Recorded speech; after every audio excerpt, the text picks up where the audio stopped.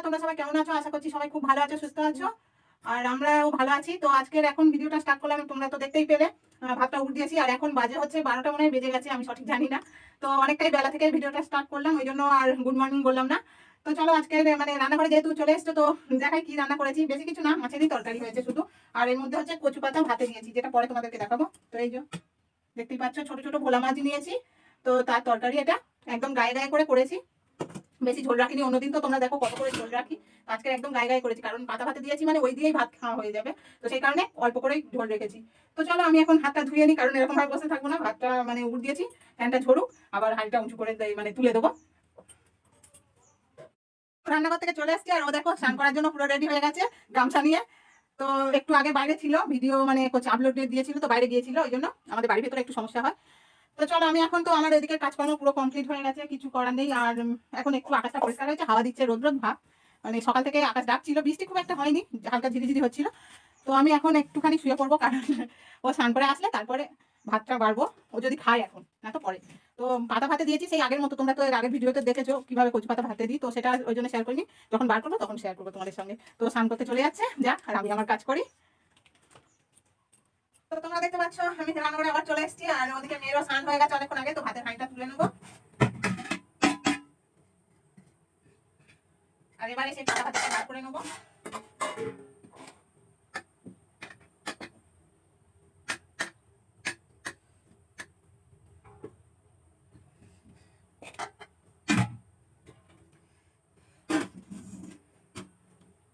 তো এটা হচ্ছে আমি গামছাই করে দিয়েছি, আর যখন আমার শাশুড়ি মা বেঁচে ছিল তখন হচ্ছে খড় দিয়ে কচু পাতাটা মানে ভালো করে বেঁধে আর দিয়ে দিতাম, কিংবা এই যে দড়িগুলো দিয়ে বেঁধে দিতাম, এই কাপড়টা আর দিতাম না।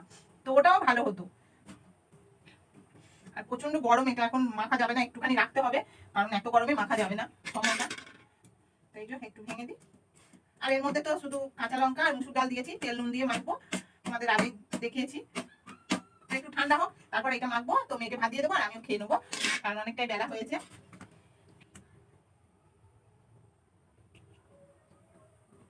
তো তেলের পরিমাণটা একটু বেশি দিতে হবে, না তো ভালো লাগবে না।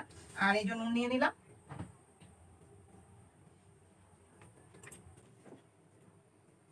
তো কচু পাতাটা যতক্ষণ ঠান্ডা হচ্ছে ততক্ষণ আমি ভাতটা বেড়ে নিই, আর তরকারিটাও বাটির মধ্যে তুলে নেবো।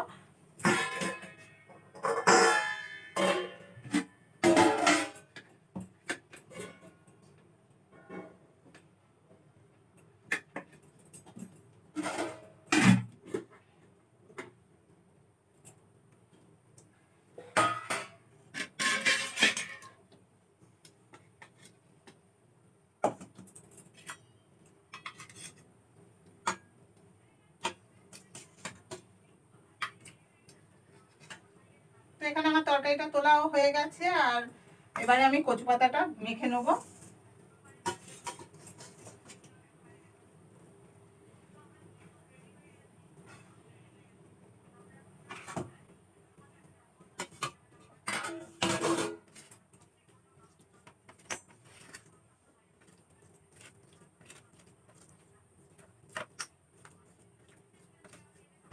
তো দেখো একদম খাবার নিয়ে চলে এসেছি, আর মেয়ে যে খাওয়া শুরু করে দিয়েছে, তরকারিও দিয়েছি আর জলের গ্লাস নিয়েছে।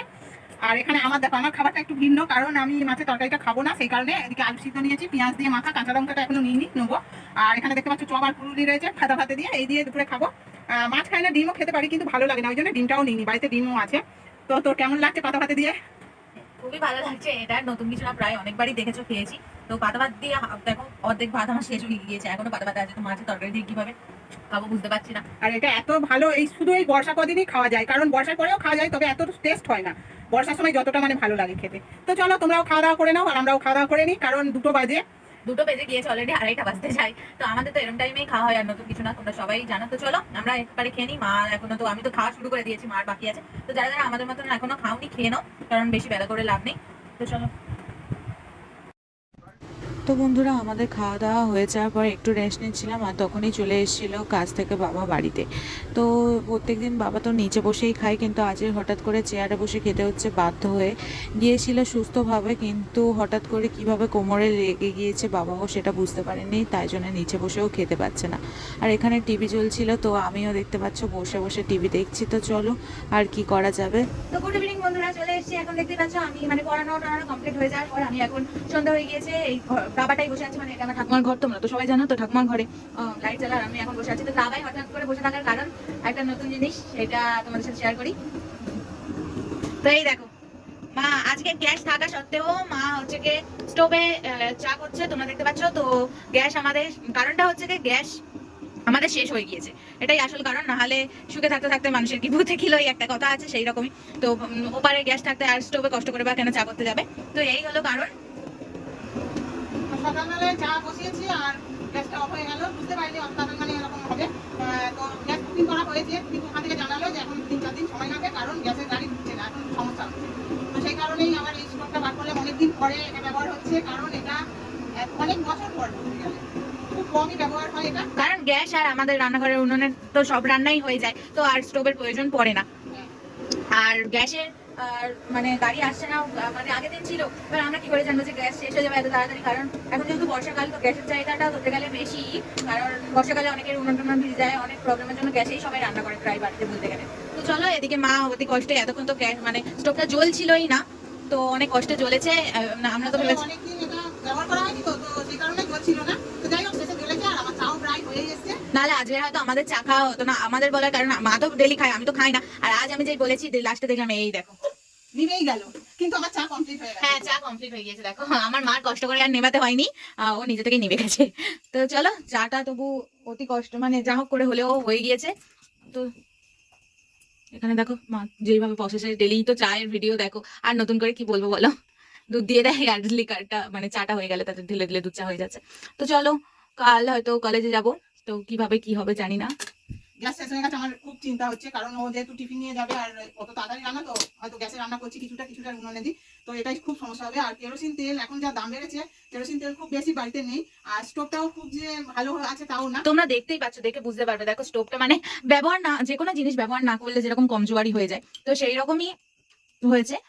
তো জানি না কি করে কি হবে, তাড়াহুড়ো করে রান্না করবো, আবার টিফিন সেরকম হয় হয়তো টিফিন করতে পারবো না। এই তো তোমরা দেখতেই পেলে চা করতে করতে স্টোভটা অফ হয়ে গেল, তো কি হবে আমি ভেবে পাচ্ছি না। সে যাই হোক, কালকে দেখা যাবে, কালকেটা আজকে তো চাটা খাই, তারপরে আমি কালকেটা কালকে ভাববো, তো ওই নিয়ে আর চিন্তা করে লাভ নেই। তো চলো, আজকের ভিডিওটা এখানেই শেষ করছি, কালকে দেখা হচ্ছে নতুন ভিডিও নিয়ে। আশা করছি তোমাদের ভালো লাগবে ভিডিওটা, আর আমাদের ভিডিও কেমন লাগছে তোমরা কমেন্ট করে জানাও, কারণ ভিডিও করছি একটু তোমাদের উৎসাহ না পেলে ভালো লাগবে না, সেই কারণেই বলা।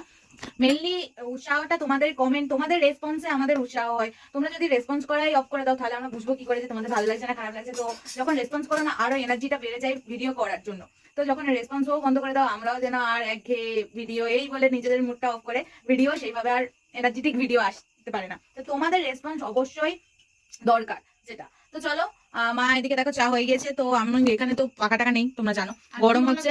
আমরা তো বাইরে বেরোই না খুব একটা, মানে মেয়ে কলেজে যাচ্ছে, কিন্তু আমি তো বেরোই না, শুধু এই ঘরের মানে সকাল থেকে হয়তো ভিডিও করতে পারি না, কিন্তু যতটুকু পারি চেষ্টা করি ঘরে। আর সকাল থেকেই প্রায় তোমাদের সাথে শেয়ার করা হয়, আর যেগুলো শেয়ার করা হয় সেটা হচ্ছে গিয়ে সকালের কিছু কিছু দিন তোমরা দেখেছো বাসন মাজার ভিডিওগুলো, যেগুলো ডেলি আসে না, কারণ মা তো, আমি তখন ঘুমাই, আর মা একা ভিডিও করা, তারপর বাসন মাজা জানো তো খুবই প্রবলেম হয়, যেহেতু ঘাটে গিয়ে বাসন মাজতে হয়, সেই টাইমে আমাদের কলেজ জল আসে না, তো একার ক্ষেত্রে ওইগুলো হয় না। কথা বলে ফেললাম, দুজনেই মিলে বকবক করে ফেললাম। তো যদি ভালো লাগে তাহলে লাইক করে দিও আর চ্যানেলটাকে সাবস্ক্রাইব করে দিও। তো চলো বলছি টাটা, ভালো থেকো, সুস্থ থেকো।